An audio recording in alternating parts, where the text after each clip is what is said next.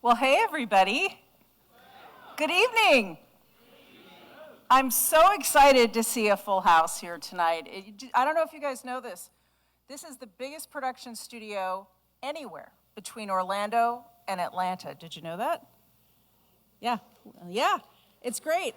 We can hold a lot of people in here, so I just love to see everybody in here tonight. So thank you so much for coming out on this important evening.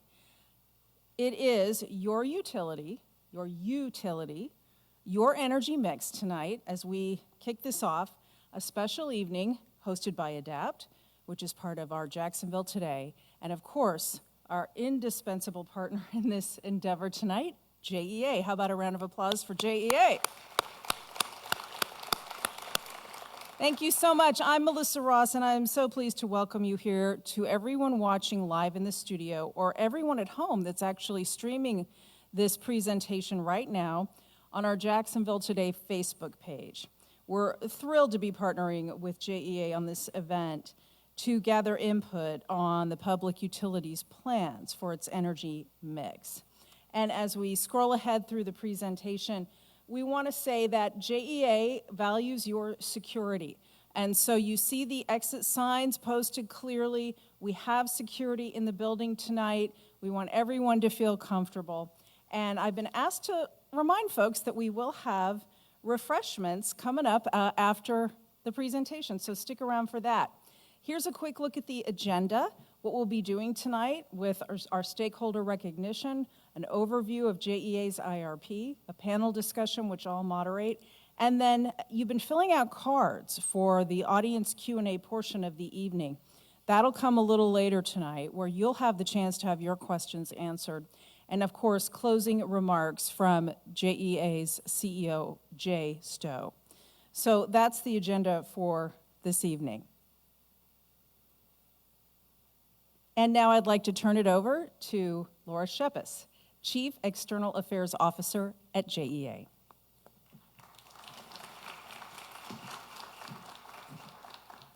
Thank you, Melissa. Good evening, and thank you for attending and watching online. We really appreciate WJCT giving us this opportunity to have this public forum, an open discussion about your utility and your future energy mix. JEA is your community-owned utility.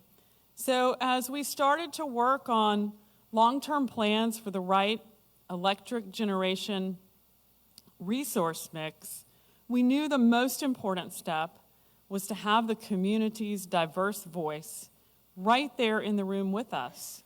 22 organizations agreed to serve on a stakeholder engagement group. We're so grateful to the individuals you see on the screen. Many of them are right here in the room, and of course you'll get to meet 4 of them in the panel discussion a little later. It was very important to us to gather voices that represented the city, environmental advocates, business interests, and consumers, especially those consumers who sometimes struggle in this economy to make ends meet. Starting in January of 2021, we met multiple times. We never had a boring meeting. Every meeting, there was a lively exchange of information, and we always discussed issues and forecasts and technology and needs under JEA's guiding principles of reliability, affordability, and sustainability. Stakeholder questions and ideas challenged our thinking, clarified our understanding, and ultimately created a much stronger set of goals and plans for the future. Would also like to thank Black & Veatch. These dedicated industry professionals provided us and the stakeholders with valuable data, analysis, and advice. It's my honor to recognize a few special guests in the room this evening. Our former JEA board chair and current board member, John Baker, current board member, Joe DeSalvo, and State Senator Clay Yarborough. Thank you all for making time to be here.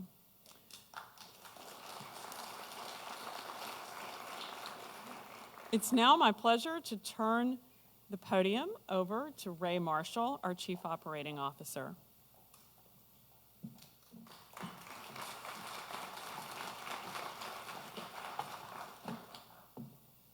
Good evening, everyone. Good to be here. I've prepared a very short 2-hour presentation to talk about our IRP process, so you'll be pleased because it's not that long. So, behind me, this slide reminds me about the everyday. So, we know that every day, JEA serves our community with both energy and water that's needed to meet all of the things that life requires. But today, we're going to focus on the electric side of our business. So every day, some of those people that you see there and hundreds more of our workforce are in the field, and they're maintaining our infrastructure, our poles, our lines, our substations, a variety of generating resources. And every day, we closely monitor weather events, and we manage sudden changes in demand. And every day, we meet customers to talk about your bills, talk about managing usage. And we do that because we are your utility, and we are accountable to you, to all of you. We serve over 1 million people across one of the largest counties in our nation. We serve all the way from individual homes to major industries. We serve people and institutions who have called Northeast Florida home for generations. And we are also part of the drive to welcome new people and businesses. So while the everyday is incredibly important, so also is looking ahead at the big picture. And that is what we did over the last year and a half. And we did that in partnership with our community stakeholders. So going in, we knew that our electricity system had many strengths, but we also had some real challenges. We knew that 2% renewable energy wasn't enough, and that some of our workhorse power plants are aging. We also knew that technology in our industry is rapidly changing. So on a typical day, we may generate about 2,000 megawatts of electricity, and on high demand, we may need to deliver over 3,000 megawatts. So I think it's helpful to keep this in mind as we talk about how we serve the community. So in the future, as you can see, our proposed 2030 energy mix is going to be much more diverse. It's going to include the nuclear energy from Plant Vogtle that we anticipate coming online next month. Solar is going to increase from 2% of our portfolio to almost a quarter. And we're significantly decreasing our dependence on solid fuel. A fundamental reason to undertake an IRP is to make sure that we have enough and the right type of generation to serve our customers. So as we move towards a more sustainable future, it's critical that we are able to serve everyone 24/7, 365, reliability. So in addition to renewables, we also need sources that don't depend on the weather that we can readily call upon. So what was this process that we undertook that helped identify the future mix? Laura touched upon that. We hired a team of consultants from the engineering firm of Black & Veatch, and we gathered our community stakeholders, and we called upon many members of our JEA team that are here today, and we started working on this to examine what the region's power needs were going to be over the next decade and all the way out into 2051. We looked at a wide-ranging set of potential futures, and we had 7 stakeholder meetings looking at the different scenarios. We explored the different data, looked at population growth forecasts, different rates of electric vehicle adoption, the cost of solar and batteries, the cost of fuel, economic growth, and so many other variables I can't mention. And we had lively, robust discussions. So just as important as all that modeling and the forecasts and the data were the questions and opinions of our stakeholders. Their opinions, your opinions, helped us to focus on the how and why and when. So we know that our region is growing, and that means that we will need to make sure we have more generation available to serve you. So that pie chart on that previous slide, not only is the portfolio need to be more diverse, that pie is also going to get bigger. So the 2030 goals. We took all of the input into consideration, and last month our board approved these 2030 goals. 35% clean energy. I mentioned Vogel, so that's carbon-free nuclear energy. And also, making up that 35% is about 24% of solar. We're going to retire our less efficient generation, which is a unit that's over at our Northside plant. 80% CO2 reduction from 2005 baseline, and we're already over 50%. 100% clean energy to serve our JA facilities. We believe that we should be setting the example. And also offset the electrification demand with customer programs. And those programs can include weatherization, demand-side management, distributed resources, rooftop solar, utility-scale solar. So this is going to be a big lift to reach these goals, but we are committed. And many may wonder, why is this such a big lift? Because it's going to take substantial resources to contract, build, interconnect all of these new sources. And we will need to upgrade our existing system. We will be competing with other entities for these same resources. We didn't set a goal for 2050, even though the computer model provided some results beyond 20. And we did not do that because a common solution to balance those things that are so important, affordability, reliability, and sustainability, didn't exist.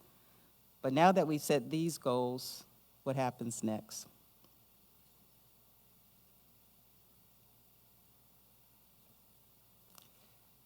Well, just to give you a few of the highlights, we are reviewing over a dozen proposals for building solar right here in Duval County, as well as pursuing agreements to purchase power for solar outside of Duval County.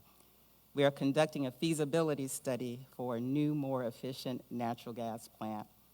We are examining how to make sure that we have the right transmission lines to move electricity all across our region. And we're going to be continuing the community conversations. And we're going to gear up to do our next IRP in 3 years to set longer-term goals. So we're going to be just a little bit busy for the next 7 years.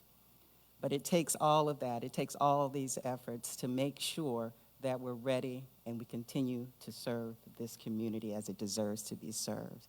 So with that, we are now going to turn, I want to thank you all, but now we're going to turn to this wonderful panel, and I'm going to now turn it over to Melissa Ross, who's going to facilitate that. Thank you.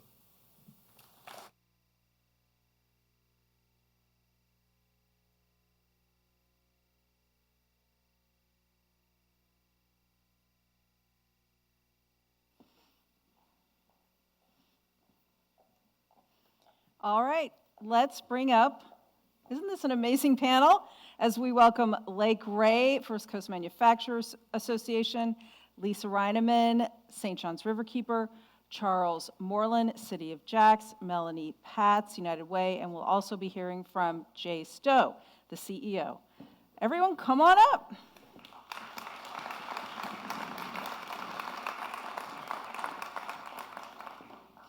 Now, we're going to go through a few rounds of questions, as I mentioned, and then at the end, we're going to do all of your questions via the cards you're filling out, as many as we have time to get in this evening. So, this first round of questions is, hi, how are you? Is designed to let our audience understand the highlights of many months of discussions and the diverse perspectives represented across all of the stakeholders. Let's begin with you, Dr. Moreland. How did the city help bring all of their expertise to bear in these IRP discussions? Well, thank you so much for having me representing the city of Jacksonville. We were heavily involved with the IRP process, and I think what we shared is our commitment that we're making decisions based on the public's interest. Very important that we have shared goals toward making Jacksonville a more resilient city, and the need to diversify our energy sources must be balanced with resilience and affordability. Those things are very important to the city to connect our city's economic strategies moving forward. Lake Ray, what's your perspective on this for the interest that you represent and what you bring to the table? Well, thanks, Melissa. It's great to be here. And before I make any comments, I want to congratulate JEA on bringing together a terrific group across the city. I think it's like herding cats in some ways in terms of getting the ideas and the interest, bringing them forward. JEA has done a terrific job of serving our community, and I was delighted to be a part of this process in understanding what we need. I represent the First Coast Manufacturers Association, which represents on the order of about 45,000 people that are employed in manufacturing here in the 6 Northeast counties of the state. And during this, one thing that we're always trying to bring forward is what is going on, because power is so important and essential to making things. And later we can talk a little bit more about what the importance and the role of that. And so as we're looking and having input, it's very important for us to look and to see that there is a transition that's happening in manufacturing. We're moving into the 4th industrial age, which is a digital age, and which is, some of you have been seeing things on artificial intelligence. And so it's going to change some of what we're doing, at the same time giving us an opportunity to make things more cost effectively in terms of not just cost of the product, but cost in terms of energy and input. And so it was a delight being a part of this to make sure that, one, we have a reliable energy source, and two, that the costs are kept in control. And third, that we're meeting our overall programming, looking at how energy is created and how we're going to be able to use it. So those are things that we were able to bring to the discussion. Thank you for that. There always is that tension, of course, between managing costs and dealing with environmental concerns, climate concerns. Lisa Rinaman, St. John's River Keeper, why don't you share your perspective on that? Absolutely, and thank you, and thank everyone in the audience for coming out here, and JEA for hosting this tonight. We were a very proud member of the Stakeholder Committee for this important conversation. We believe our role at St. John's River Keeper is to underscore JEA's responsibility and ability to protect our river and to protect our environment for future generations. Sadly, Northeast Florida is already experiencing the impacts of climate change, and the projections of our future conditions are dire, especially if we do not act now to dramatically reduce greenhouse gas emissions. Rising sea levels and more frequent hurricanes are causing more septic tanks to fail, more undermining infrastructure, threatening our river and our aquifer with saltwater intrusion. Last year, Northeast Florida was largely spared from the impacts of back-to-back hurricanes Ian and Nicole, but many upstream communities were not. In fact, they experienced historic flooding that inundated their homes with water, muck, and raw sewage. And that contaminated our river with excess nutrients and bacteria. Now, downstream communities like Jacksonville, since our river flows north, is under threat of resulting toxic blue-green algae outbreaks and fish kills like we're seeing right now just south of Jacksonville. Fortunately, the time has never been better for JEA to invest in renewable energy, to create new high-paying jobs, to lower monthly electric bills, and to chart a path forward for a resilient First Coast, all while protecting the St. Johns River, and that's the role we've played in this process. Thank you. So, Melanie Patz, people call the United Way when they need help, when they can't pay those bills. That's right. And you know all about that. That's right. So tell us a little bit about the perspective from where you sit. Thank you, Melissa. Thank you, JEA. And our role in the IRP process was to do just that, share the data of the people who are calling 211 every day saying, I can't afford my utility bill or I can't afford rent. And there are many of them. So we talked a little bit about affordability, sustainability, and reliability. There is a balance there, and our voice at the table is affordability on behalf of the residents of Northeast Florida. Always top of mind for you, I'm sure, Jay. But let me ask you, since this whole process began, what was the most surprising thing that you learned in hearing from all of these stakeholders? It's probably something that I shouldn't have been surprised by. It was, I didn't know how much input we would have through the whole process, but this has taken 21 months, and this group of people has been active and engaged And we just hit all the different things that we are trying to balance to be able to serve the foundational services to the community. Coming in, I thought we had the right people, we were gonna have good discussion, but it was really good discussion the whole time for us to be able to balance this. And then tonight, this is fantastic that there's this many people that are here.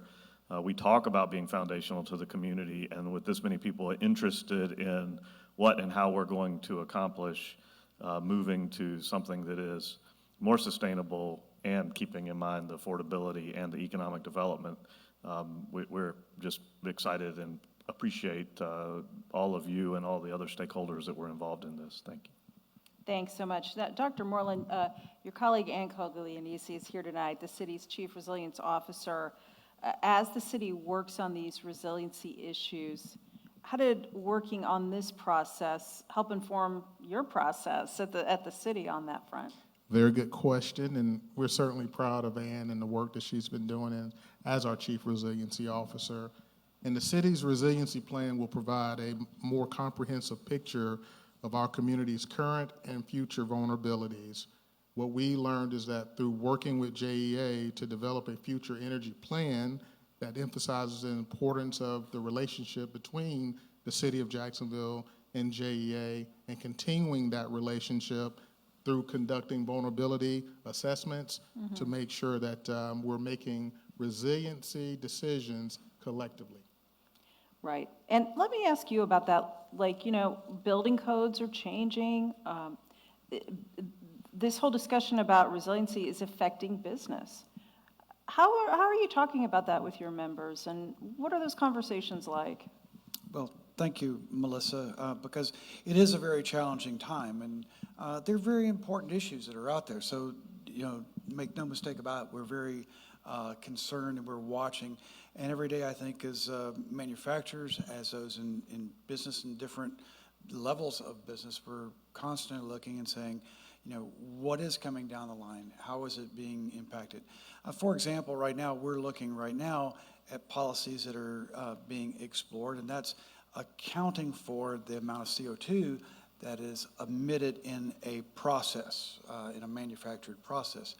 So when we're looking at that, having discussions with JEA and looking at things, how are we going to have an accounting for that? So obviously, that ultimately leads to a possible tax, a possible further regulatory concerns. So we're looking at that and weighing in on that, because these are all things that are going to, one, impact cost, and two, impact our end users, either by costs flowing down or perhaps inability to be able to produce things. That's a real concern. Yeah. So, Lisa Rinaman, we're talking about the energy mix, but of course, water's a big concern too, even though that's not really the overall focus tonight. I'm curious, when you had these conversations as the river keeper, you're mainly dealing with the water, the quality of the water. But we're here really to talk about energy at the same time. So the river is such a vital part of this community, and how we factor all of that in. Go ahead. Yeah, absolutely. Until this process, we were focused mostly on the water and sewer side of JEA. Yeah. Because that is, as we all know, can be challenging, especially with hurricanes. Luckily, there are more resiliency efforts, which we appreciate. And we also appreciate JEA's commitment to providing reliable, affordable energy since its inception. And I've heard that at the board meetings as well as with working with the team. But we realize that, we are seeing, as I mentioned earlier, the impacts of climate change undermine the investment our communities made in protecting our river, the investment that we as individuals make. And so we realize that not only do we have to work on stopping pollution at its source to protect our river, we also have to get to the root causes of climate change. And so to be part of this process, since it is new territory for us, we put together a team of experts working with the Sierra Club of Northeast Florida, as well as Dr. Lucy Sonningbird from a scientist was on the committee, and we're very fortunate on our board to have a former JEA exec to help us determine how do we engage in this conversation and ensure that we're asking for reasonable, responsible things of JEA that they can perform while keeping our costs down and low and making sure we're protecting the most vulnerable, and we're also protecting the vulnerable of today and making sure we're protecting it for future generations. So it is looking at the short term, understanding what we can do, but also the long term. And that's what we've been very pleased to see. But one of the challenges that we're worried about is while there is a commitment to 35% cleaner energy by 2030, that reverts back to fossil fuels after 20 years. And so there's much more work to be done, because if you look at the long-term models, the models show that we'll actually exceed carbon emissions around in 2044 of 2022 levels.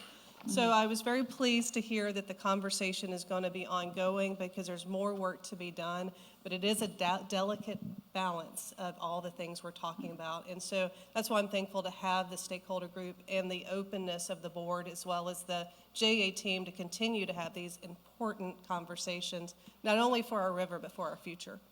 If I could, Jake, could you react to that concern she just raised? Well, first of all, most of that wasn't a concern. Most of that was how we've worked really well together, and I appreciate that. The concern about the carbon emissions increasing on the back end, what we did was we started with our baseline, and there's 6 or 7 different scenarios, and some of them had a larger increase in carbon emissions on the back end.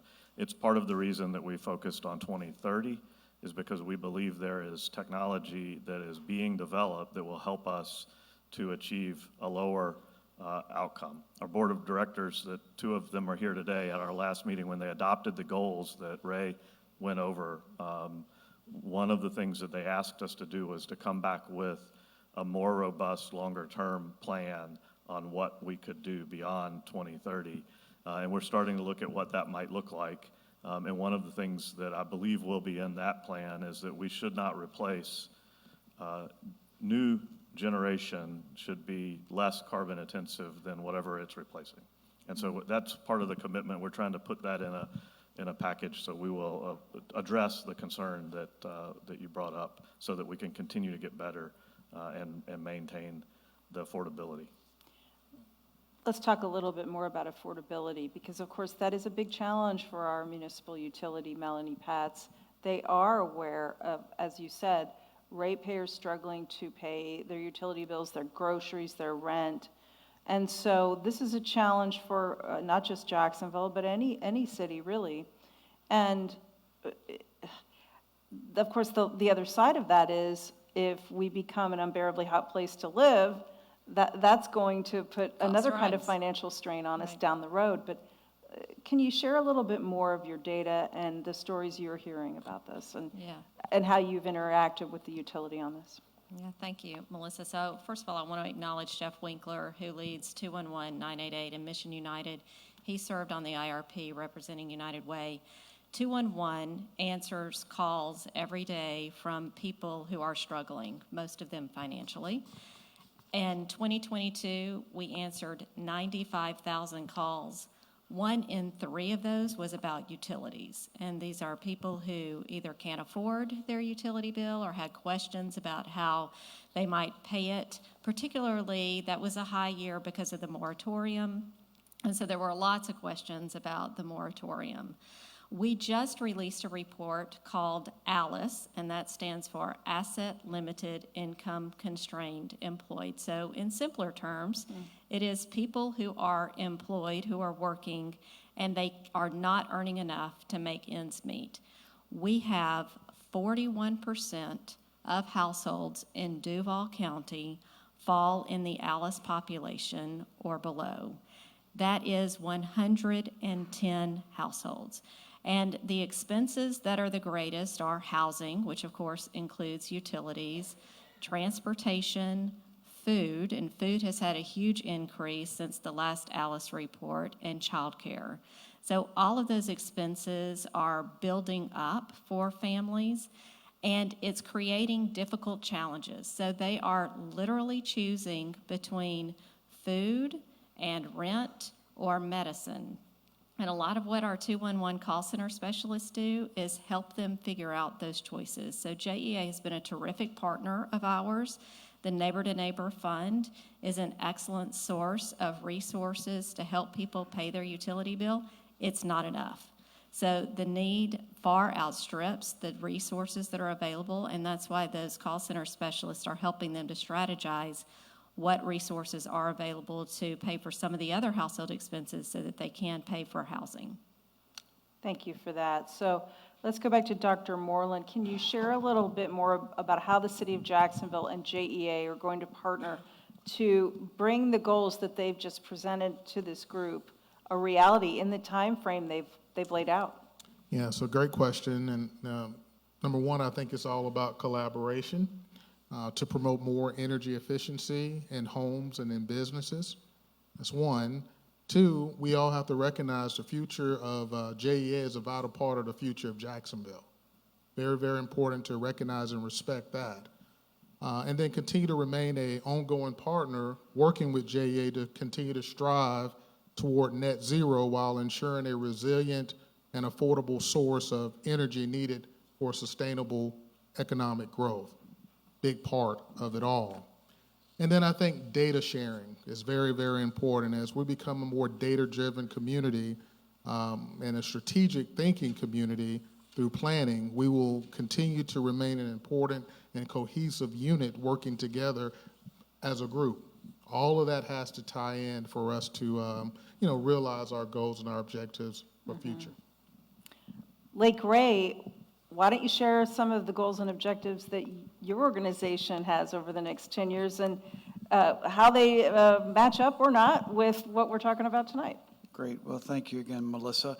I think first, if I may interject, what manufacturers bring to our city, our region. It represents on the order between 15 and 20% of our GDP. So it's a very significant economic impact. Additionally, it employs, in our regional area, we have about 45,000 that are working in manufacturing. And in our county, we have, if you can believe this, 1,500 manufacturing companies. Now, many of these are the small mom and pop operators and all. And the term manufacturing is a broad range. It's not, I think long ago there was this idea that manufacturing is a very heavy process, something that you see that they're making heavy things. It's like, actually, it's not. Most of it is more technical. We make batteries here, for those of you who don't know. And I'm not talking about little batteries. I'm talking about these large batteries, the SAFT batteries that literally will light up blocks and blocks of cities, city streets for a couple of weeks or months at a time. We manufacture wallboard here. We manufacture a lot of medical supplies. We manufacture beer. We bottle rum here. The list just goes on. It's really always amazing to me at what we make and what comes out of right here in Duval County. Yeah. And so when we look at this, it's very important to think of not just the power, but in terms of where we go, from here. If you start looking at where we are, the challenges, I think, are very interesting. It's because today there are a number of companies that exist that will be struggling 5 years from now, if not disappear. And there are companies that will appear 5 years from now and will be thriving. And that's because there's a change, and technology is constantly changing. And everybody's got their cell phone, their iPhone, smartphones, and different things. Where we are today from where we were just 5 years ago. Technology is going to be driving that, and it's going to be driving that in terms of what JEA is doing. It's driving it in terms of what we're doing in manufacturing. We've got companies that are looking at reshoring, those that have been moved off, and they're looking at coming back. And there's a number of reasons that we could go through and talk about. But the reality is that we have this amazing opportunity with a workforce that gets an above pay scale. So when we're talking about the needs of people, it's about looking at, and we're going to have to look at how we're merging that in with the emerging technologies. So I think it's a very exciting time. While it's very challenging, it's going to require the minds of brilliance, and the minds of people that are committed to making a difference. And I think that's where our manufacturers are, and a role that we're going to be moving forward from here. Yeah, certainly innovation in that space is driving some other types of climate solutions. Not really a focus for tonight, but it's interesting to watch as well. Okay, so Lisa Rinaman, how do you see the Riverkeeper working with the utility to achieve some of these goals? Sure. We have really enjoyed this opportunity, and we'll continue to work closely with the team as well as the board, and want to be an active member of this discussion. I mean, we sometimes get caught into a box of thinking we can't protect the future for our children and the environment and this planet for our children and have affordable energy. And I think that's something we can do both. It shows, if you look at how solar is so much cheaper now, and you see prices falling on renewable energy and solar while fossil fuels are going up. In fact, that's the reason for the high utility bills we have right now. And so one of the things we'll be working with, not only the JEA, but also the Renew Jacks Coalition, is to, one, ask for JEA to revisit the IRP as soon as possible. So excited to hear that work is ongoing. But we also need to fix the clean energy bias within the IRP. For example, right now there is discussion about building a natural gas facility, even though you can get lower costs with solar per kilowatt hour. There's the retirement of the solar and nuclear after 20 years. The numbers, that puts a financial bias against solar. And so making sure that we remove that bias and realize that we can commit more to rooftop residential solar. There's opportunities to incentivize that and make sure that we're getting more rooftop solar. We need to implement more residential energy efficiency and weatherization programs that helps with cost. Because if we don't do something now, we're going to need more electricity to cool off more homes, to prevent health issues, and we need to reduce those bills and make people more comfortable and make sure they're not having health issues. But we do need a transition to 100% clean and renewable energy before 2050, but that work has to begin today to get there, to make sure we're balancing all of the issues we're talking about tonight. So look forward to this continuing conversation, but it's also going to take everyone in this room, because there is a lot of work to do. Yes, okay. So as that work begins, Melanie Patz, share a little bit more about how the United Way is going to help try to ease the energy burden for people. Thank you, Melissa. So United Way's vision is a community of opportunity where everyone has hope and can achieve their full potential. That's regardless of the zip code where they live or the color of their skin. We've got 3 drivers for that work. That's basic needs, financial well-being, and racial equity. For basic needs, we're working on reducing cost, affordable housing, affordable food.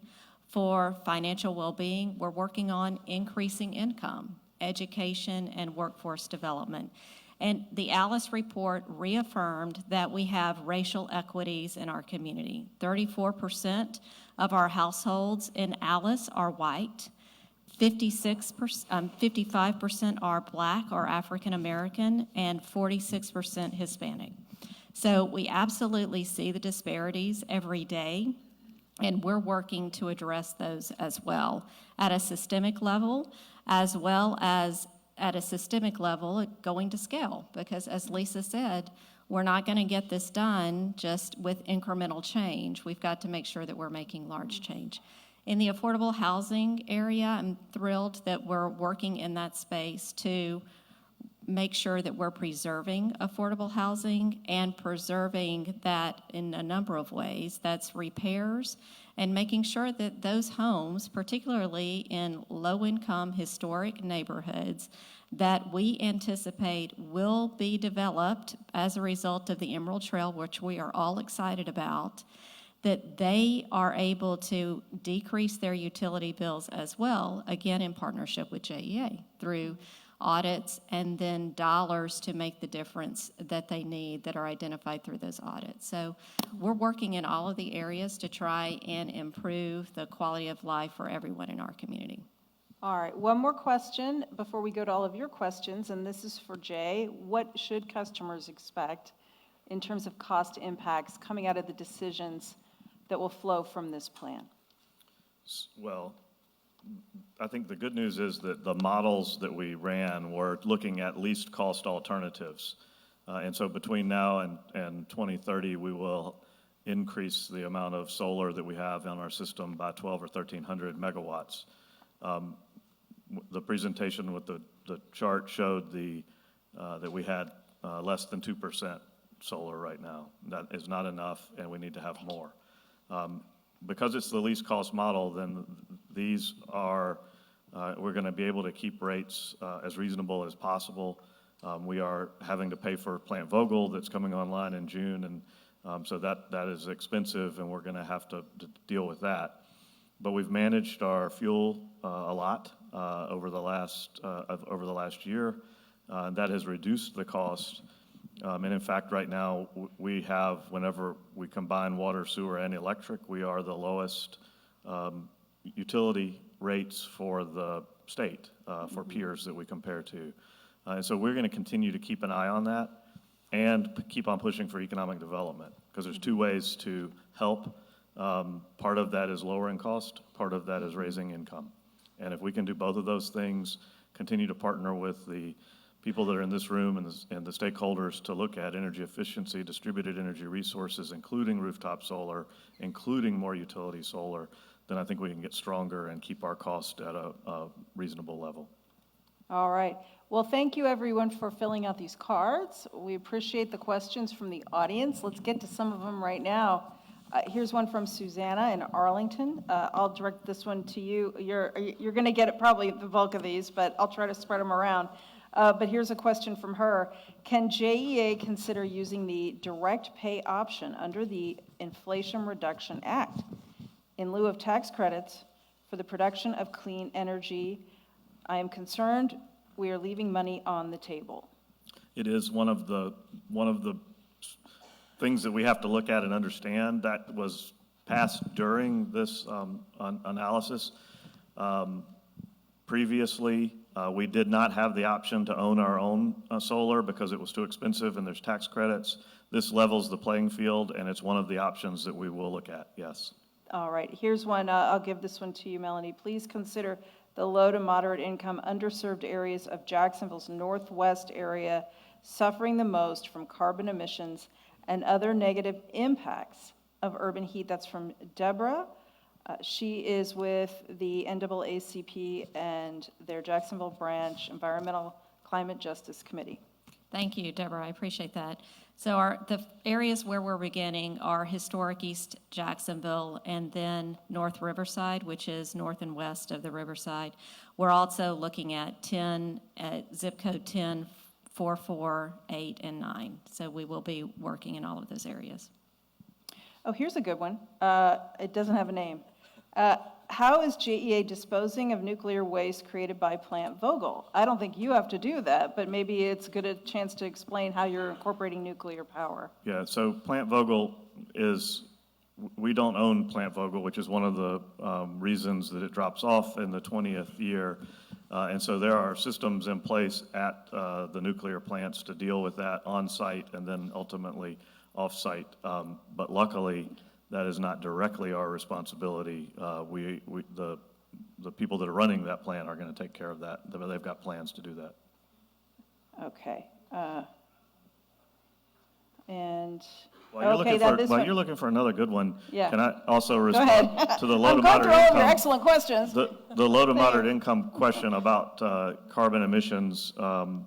We are reducing the carbon emissions significantly. If you look on that chart again, 3 to 5% of our energy will be coming from the North Side plant in 2030, and we reduced to 80% of the 2005 levels. So I think directionally we're doing the things that need to be done. Here's one from Parr at Lakewood, and this is going off of the comment I believe you made a minute ago. Why even consider a new fossil fuel plant with gas that will continue CO2 pollution when cleaner and more efficient solar with battery storage is clean, renewable, and at lower cost? Maybe can we talk a little more fully about that? So the models that we ran took into account the total cost and the reliability. And batteries right now are expensive and do not cover the time. Clouds and night cause us to need to be able to have a plan to be able to serve energy 24 hours a day. And so we're trying to balance that. One of the goals of the IRP that the board adopted was to retire less efficient generation. So whenever we replace some generation with some other natural gas generation, it's more efficient than what we had before and produces less carbon. And again, we're continue to balance those things so that we have the least cost option is the model that we've ended up proposing for 2030. Do you mind if I make an additional comment on that? I think the challenge that we have as we're trying to face the future, and in facing the future, you have to have the technology to drive it. We're now at a point that we're facing the technology to drive it. And you can't just turn something off because it has a system that you don't like. We do, that may be a carbon emitter, but we do have to look and we say, as JEA is putting forward, which is what's very good about this plan, is looking about efficiencies and improving the efficiencies of generation. It's about efficiencies that all of us are experiencing now with LED lighting. It's about efficiencies of things that we're doing. And so we need to squeeze as much out in efficiency. And as technology drives that, you'll be able to get more efficiency out of other processes, and you'll be able to change as time and as technology is driven to get there. Thank you for that. Could I just yes, add one go thing right ahead. to it? And I think what's exciting about this conversation, just the 20 months I've been working on this with all of y'all, the technology is moving so quickly. With the Inflation Reduction Act, you have incentives we've never had to see more solar made locally. In the United States. I mean, there's so much opportunity, and I think that's what we're hoping, that it's very fluid, and there's this conversation always looking towards those new technologies that give us reliable, affordable energy, but protecting this community for future generations, and I think we're right here at the cusp of it. And so I just want to say I think that technology is here, and it's at our disposal, and look forward to seeing that happen for our community. So if I might make just a quick comment back to that, because there's a lot of focus on solar, but we have to be very realistic. Solar cannot and will not be able to develop the energy demands that we have. It's absolutely, totally impossible. Anybody who says otherwise is not telling you the truth. Solar is an important part of a basket of things that we need to have. Furthermore, I don't think any of us in here would like to see us plow over fields and fields of live trees and other places to accommodate solar. So it's about how do we get the max out of our solar? How do we get the max out of, again, emerging technologies to be able to recycle that, use battery sources when necessary, but we have to have an open conversation because solar is just not, it's impossible. It can only generate about 1/4 of the entire need of the entire world if you were able to capture it. So we have to be very realistic with that. So it's about technology to improve how we use and to create other sources. Yeah, I think the technology is the key, and it is fluid, and it is moving very quickly, and it is.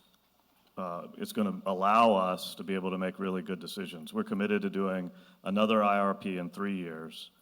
And if we do IRPs every 3 years, then between now and the time that we are building the solar and the plants on this goal, we will have done 2 more rounds of this. Because, and we're doing, I got a clap. You've been getting all the claps. But we need to do that because the technology is changing so quickly. While the technology is changing quickly on the generation side, it's also changing quickly on the use side. We've had flat energy usage since 2008. And we're going to work hard to continue that with energy efficiency programs, distributed generation, and figuring out how the best way to move forward with supporting solar on customer sites, which means rooftop solar or solar that are behind the meter or on customer sites so that we can balance all of these things. But right now we have to do that carefully because if we are not careful, we will shift costs to other customers that we don't want to do. That will cause problems with affordability and economic development. So we're trying to balance those things and come up with a solution that is with the commitment of the clean environment and affordability and all those other things. And real quick, before, there's a lot of questions here. We're not likely to be able to No, there's answer no every way. question. And a but lot of you all asked similar questions, so. But we've committed, we will put the questions on our website. We'll answer every question. We just might not be able to get to them tonight. Yeah, Thank you. yeah, and a lot of you asked very similar questions, so maybe just take two or three more. Here's one from Vanessa, Northwest Jack. She says, please explain JEA's positions on net metering. As a community-owned utility, how will JEA assist seniors and low-income households transition to home solar? So it's a complicated question. And I'm going to take a stab at simplifying it. Right now, our policy is that we will pay you the avoided fuel cost, part of the bill. The reason that we don't pay the full amount is because we still have to have our system in place and have to have support for that. So there's a balance. What we are committed to doing is trying to figure out what the value. We've got a study going on now to understand the value of distributed energy, the value of solar, so that we can decide what the right price to pay for solar might be. Right now, the rooftop solar is becoming more viable, but is still expensive. And whenever we figure out what the right price is, it's probably not full retail, which is full net metering, and it is probably more than what we're paying right now, and we're trying to study that to get to the right number. Oh. Alrighty. That's like 2 claps. Doing great. This question is directed to Jay, but you know what? We can open this up to others. This comes from Scott in Riverside.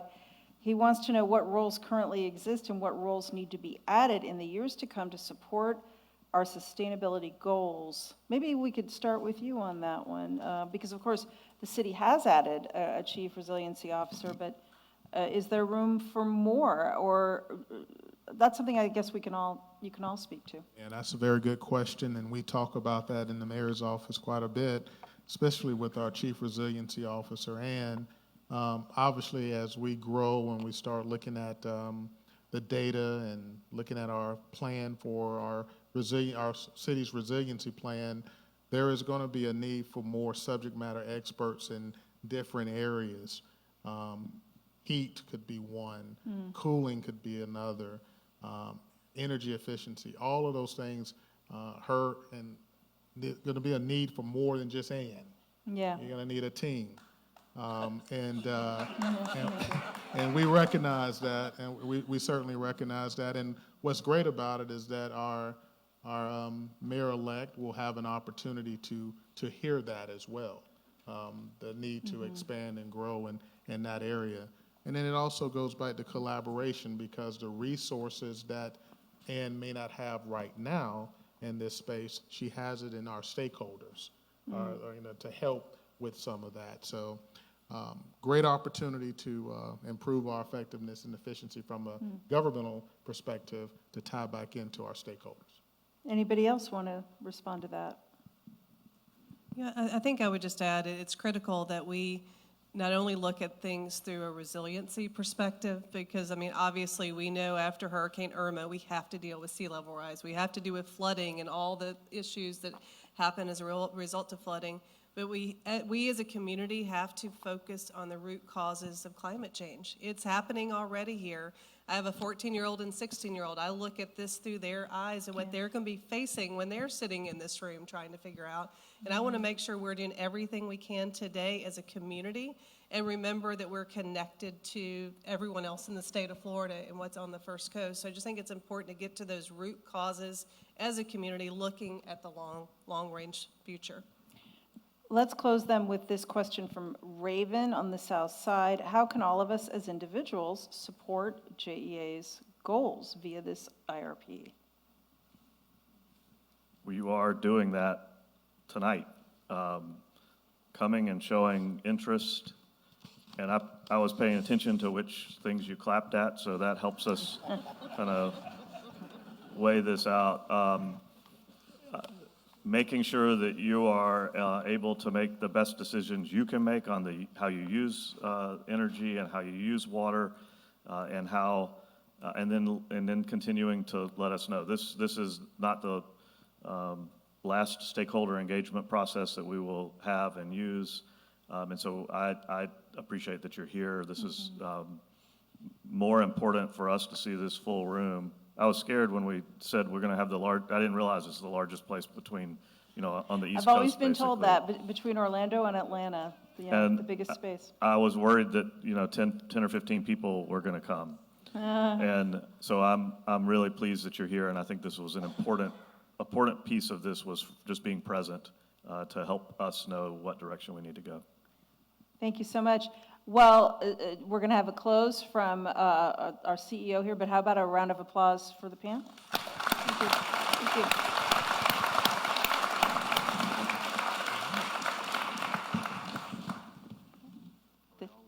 They told me you're closing the show. So we didn't practice. We talked about how to do everything except this part. Yeah. I guess we'll just sit down. First of all, I thank you, Melissa, for helping kind of facilitate Thank you. this, and for all the people that have helped kind of make this work. All right. I walk around. If I step close over here, somebody scream out for me. So, and thank you all for taking the time to be here. And those of you that can the stakeholders that were part of the committee, can you raise your hands too while you were there? So.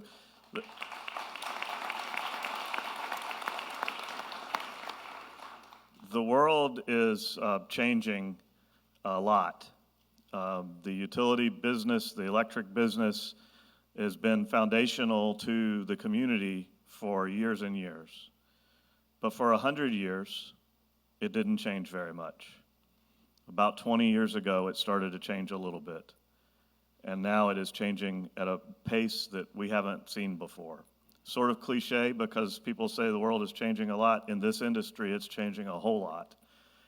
And we've made a lot of progress. Those of you that have been here a long time will remember plants that had more carbon emitting than what we have right now, right downtown.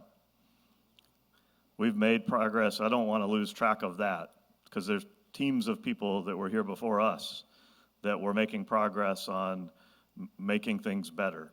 There are regulations that are coming out that are going to change the way we have to think about things, and then there's going to be the right thing to do from the things that we hear tonight.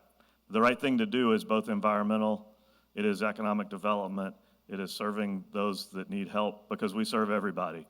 It's one of the best things about our job is that we serve every single person in our region, from the people that are having the most trouble to the largest manufacturer in the city. And we want to keep on doing that and doing that well and pay attention to that. And we spend most of the time talking about the big stuff because it's fun to talk about the big solar and what size that is. But we're also committed to serving our own facilities with 100% clean energy. That's a commitment that other cities have made. Some of the examples that we have looked at, other cities have made, and so we'll do that. We made a commitment to do electrification and customer programs to help support commercial, industrial, and residential customers with distributed energy efficiency that will help drive down their cost and will help drive down the capital costs that we need to spend to build generation in the future. When we do those things, we will be better tomorrow than we are today. Because Ray started off talking about how what we do is every day. What we do is every day. Tomorrow is every day. And 3 years from now when we do the IRP again is every day. And we're going to pay attention to what you say every day so that we can keep on being foundational to the community and support the economic development of Northeast Florida for years and years to come. I really do appreciate you all being here tonight, and I appreciate you taking the time. I think there's cookies or something, some snacks. Yes.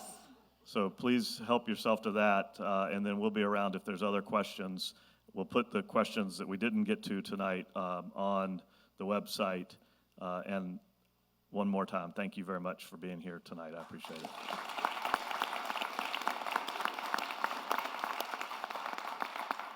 Thank you all for coming, and on your way out, if you could, please fill out the survey that you see there so that we can get feedback on the presentation tonight and continually refine how we do these events. Thanks everyone for coming. Have a great night.